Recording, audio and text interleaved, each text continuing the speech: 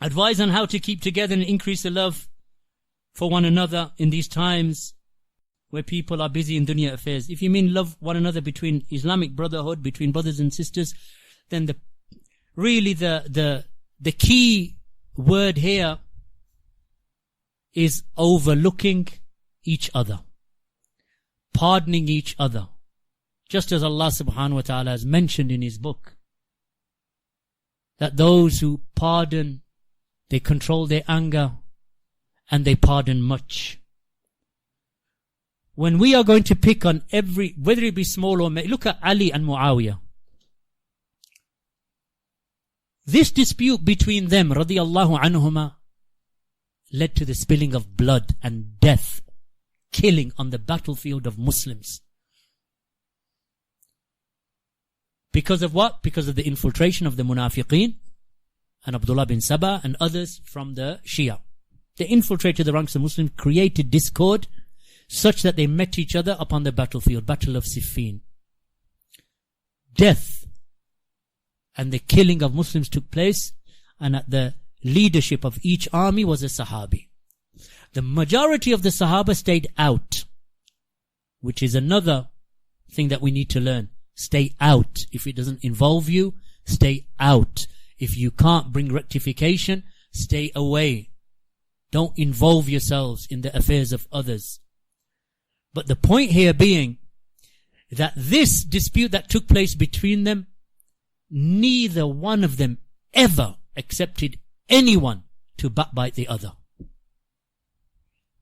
If this is the way of the Sahaba radiyallahu anhum, that a dispute that took place that led to thousands of deaths upon the battlefield, yet Ali would never allow criticism of Muawiyah.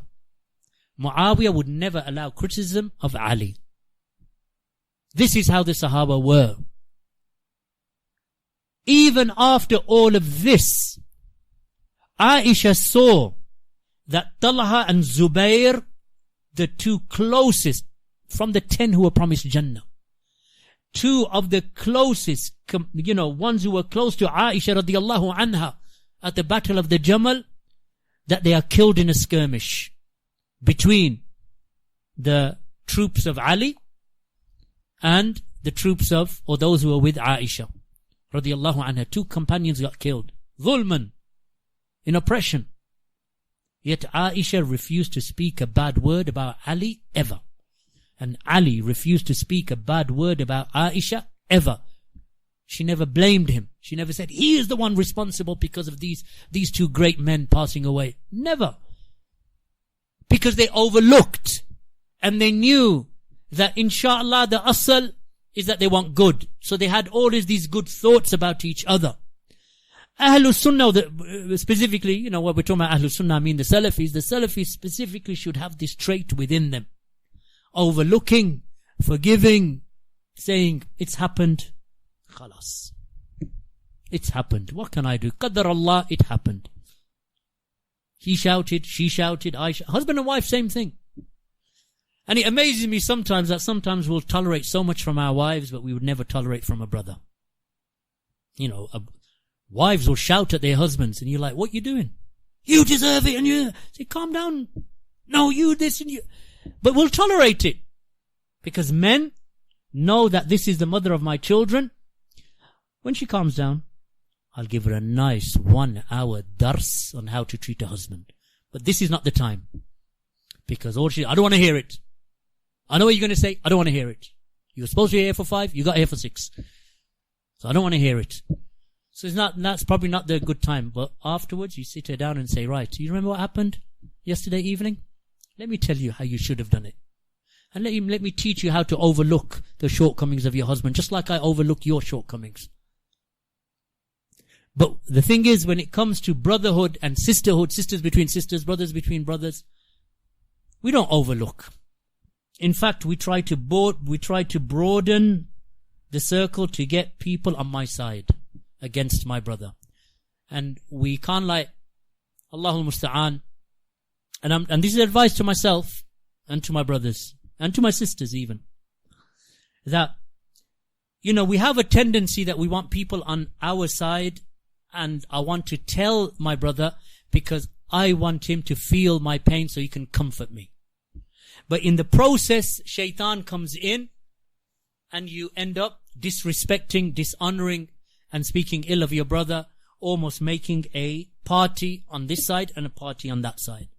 Because we don't know how to overlook and what to overlook. If it was an affair of deen or open fisq, like Fulan is a fasiq and he committed zina, right? Because these cases do arise. And Islam does allow, in fact, it is mashru', it is legislated in the Sharia to make hajar from a fasiq.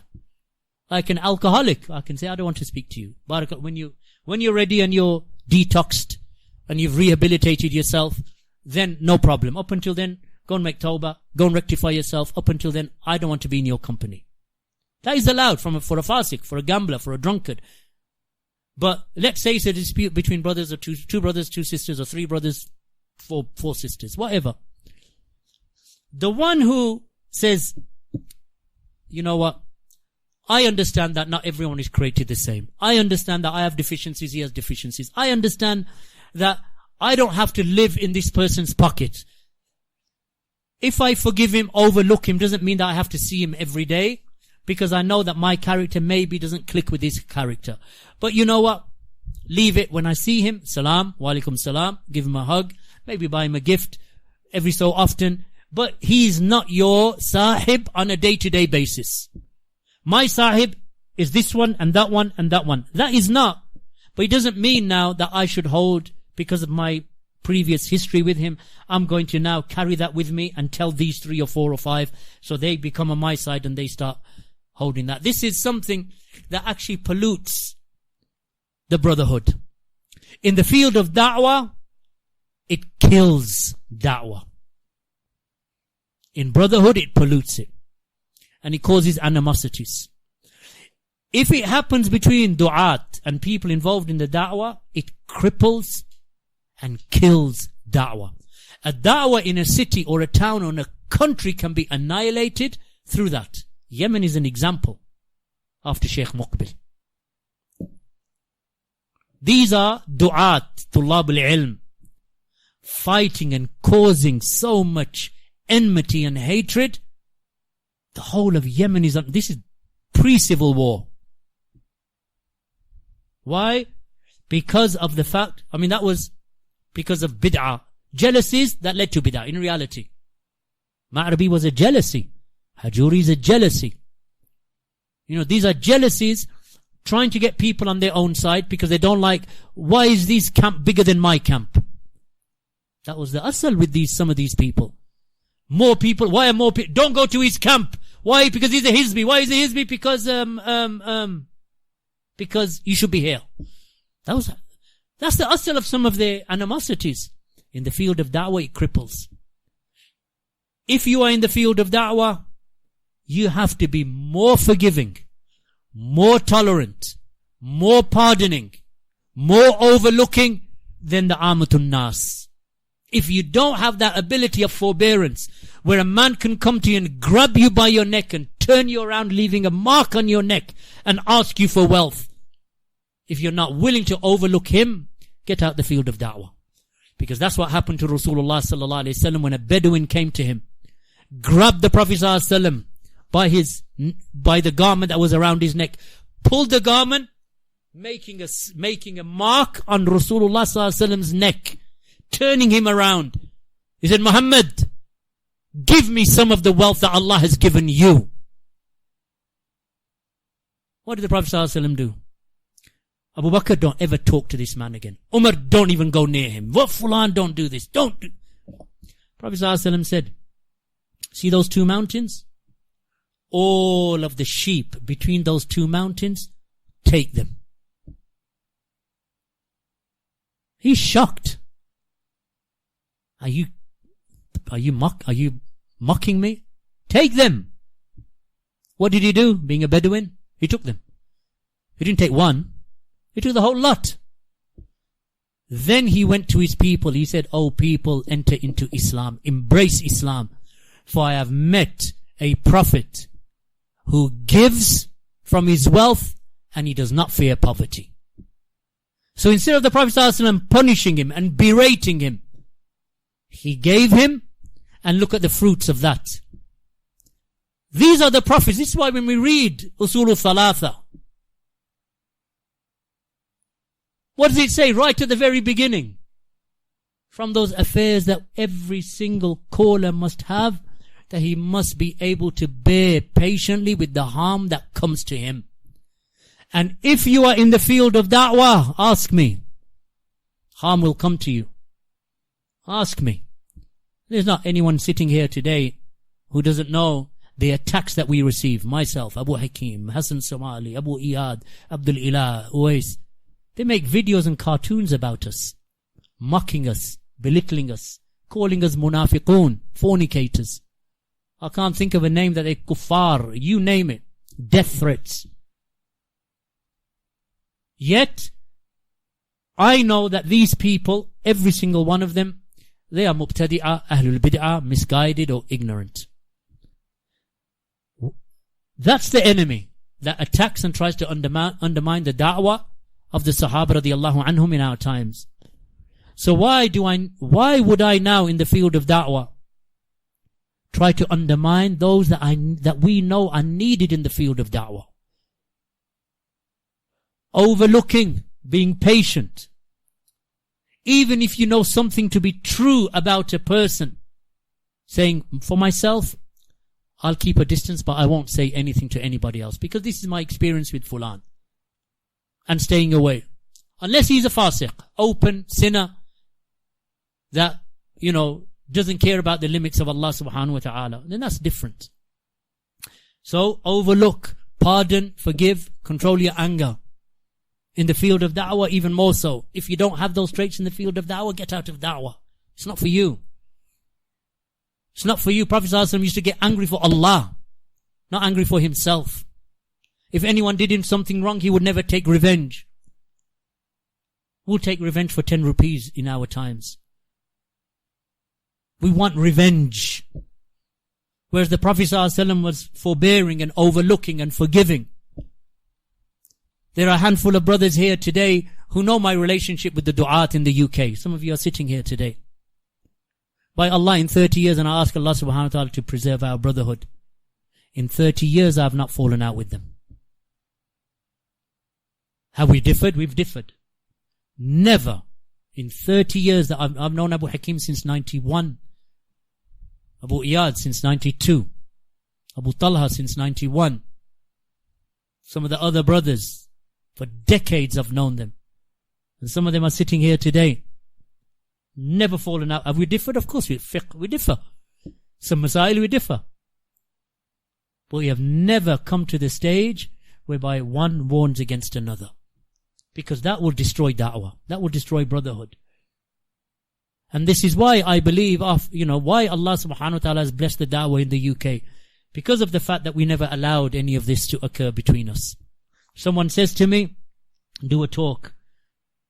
I say, call Abu Hakim. Someone goes to Abu Hakim, do a talk for us. He says, go to Abu Khadeeja. Someone comes to Abu Idris, come and do a talk. Call Abdul Ilah. Abdul Ilah, call Abu Iyad. Always giving our brothers preference to ourselves. Because that was the way of the Ansar with the Muhajirun. That they would give preference to their brothers from the Muhajirun, even though they themselves were in poverty. They themselves would go hungry, and they would feed the Muhajirun. This is da'wah. If you cannot reach that perfection in morals and manners that were collectively found in that community of the Sahaba radiallahu anhum under the Prophet ﷺ, then strive to reach that. If you know this is not you, step away. If you're a person, brother or sister, you're married, husband and wife are married to each other, marry a man who is forbearing and patient. Sisters, marry a man who is forbearing and patient. Brothers, marry a woman who is patient, forbearing, hard-working, conscientious. Don't marry lazy people. If in the meeting with the sister she says, well, I've never really cooked, I don't really like cooking, I don't really like anything. That's not, you're not refusing her because she can't cook. You're refusing her because she's damn lazy. The issue isn't about cooking. The issue is, why can't you cook? What have you been doing for the last 18 years? Reading Famous 5 and Secret 7? What have you been doing? You can't cook. The issue isn't about cooking because I don't need a Michelin star chef in the house. But if you say, I've never learned it, I never liked it, it never really interested me, you're lazy. Because eating is a necessity for human beings. Likewise, a man who says, well, have you worked? No, I don't really like working. What do you mean? You're like, I just sit in durus. So how do you live? Well, handouts. Either from the government or from the people. And there's too much fitnah in the world, so I don't really like working. You know, if you go and work, you might see women in the street. Say, mashallah, you have more piety than the Sahaba. You have more piety than the Salaf. So, you're so scared of walking in the street that you may see a woman that's going to throw you into what? Zina? So what's your level of control? What's your level of self-restraint? What's your level of jihad against the nafs? That you're so scared to walk in the street that you might see a woman that she's going to make you what? Collapse out of fitnah? You can't control your sight to that degree? So I'm not going to work? Don't marry a man like that. It's not that he can't do that. He's too lazy. And all of these are just excuses. Barakallahu feekum.